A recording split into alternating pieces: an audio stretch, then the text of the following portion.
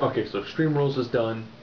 And Vince has been doing this a lot recently, where Vince advertises 6 matches, ends up having 8, and they even actually tweaked one after it was originally filmed. When they did the initial piece for Layla versus Michelle McCool, it was Loser Leaves SmackDown. They had to dub in Loser Leaves WWE, which actually would entirely change the prediction because shortly after that, it was mentioned that Michelle McCool wants to take some time off. Since Taker is on pretty much next to nothing for duty, it makes sense she probably wants to stay at home, maybe have a little Taker. So that having been said, that kind of lets you know that the match between Layla and Michelle McCool, Layla was going to win. Initially, I thought McCool was going to win to allow Layla to come on to a different show. And of course, after that, that's when Karma made her debut and destroyed Michelle McCool. As pretty much all the divas kind of went, that's a big girl. She's gonna whoop up on all of us, probably at the same time. With the exception of you, Beth Phoenix, and you, Natalya. Beyond that, we are all gonna get the living crap beat out of us. Yay. So, might as well get that. That's one of the 8 right there. So, Layla defeated Michelle McCool. Lay Cool is currently done, and Michelle McCool is currently outside of the E. Kind of sad because she was getting fairly well over as a heel, but I'm pretty sure when she makes her triumphant return in probably a year or so, it'll be worth it. She needs some time to let the character kind of just die down and then come back and probably be a lot more effective heel. Okay, I had pictured this being almost like a straight heel paper, with the exception of Christian. And man, I couldn't have been more wrong. So I already went through that Layla one, victorious. Rey Mysterio defeated Cody Rhodes, and he used a mist. He actually used a mist to help, get Cody Rhodes set up to finally end their feud with them essentially being tied one apiece. Kind of a bizarre way to somewhat end a feud. The other cross-promotional feud, of course, was Orton and Punk. I really thought they would have given this one to Punk. Out of most of Punk's major feuds recently, he has been on the absolute losing end of it. This one, no different. Punk felt the wrath of an RKO, and that was it.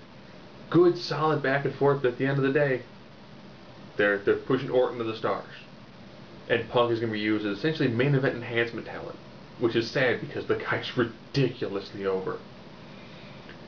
Cole Swagger. Man, Cole Swagger, they won. You'd kind of expect if you had Cole, who hasn't lost anything yet, and an actual wrestler against JR and the King. Okay, now 2 matches were not advertised. One was Kofi Kingston versus Sheamus, tables match for the U.S. title. Okay. This one had pretty much 0 build-up to it. Which is always said, have a 0 build-up match go into a pay-per-view, go into a title change. Yeah, so I guess they went from their match on Raw for the draft to them the run and beatdown that Sheamus did to Kofi Kingston defeating Sheamus to become the United States champion.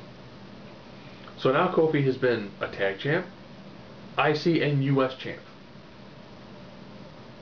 That means the moment you slap a big belt on that guy, he's going to become one of those people who will actually have held almost every single title. Good back and forth. Those two are going to make that title really worth something.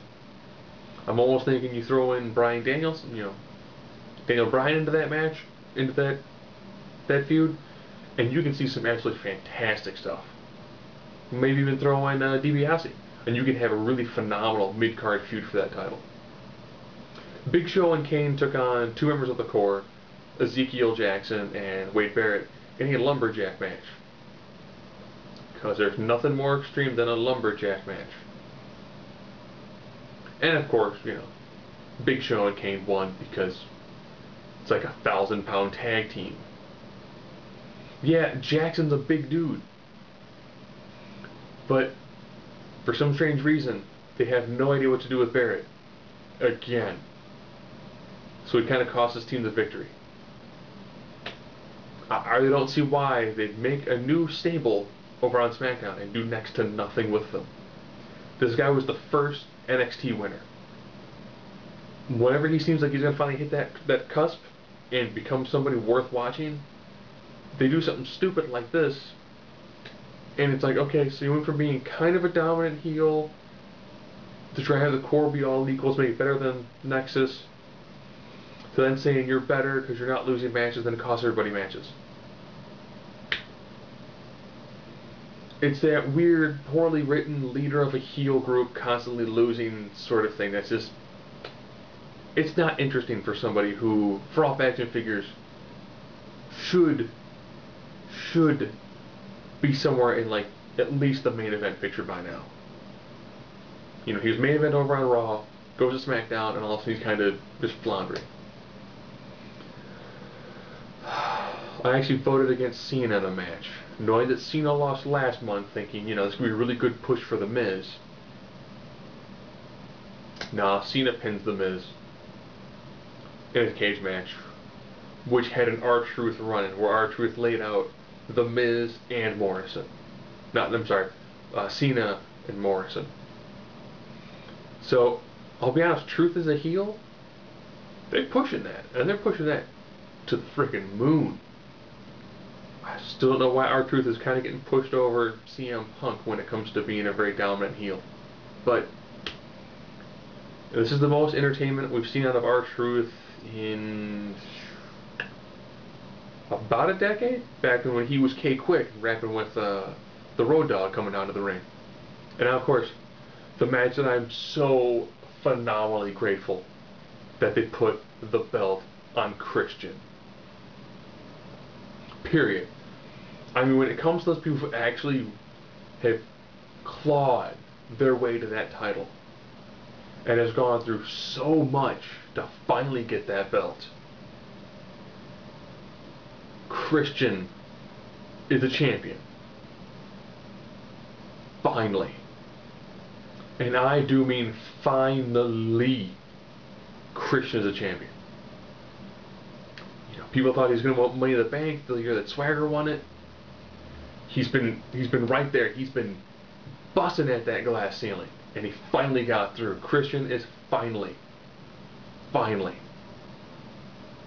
World Heavyweight Champion for the E. That's like the feel-good moment of this whole thing. I would have rather they actually ended with Del Rio, Christian for the ladder match, as opposed to ending with the triple threat steel cage. Because, if you've watched Christian for any length of time, when he came back from TNA to come back to the E, he has ridiculously deserved to hold that title. And I might actually, for the first time in probably 5 years,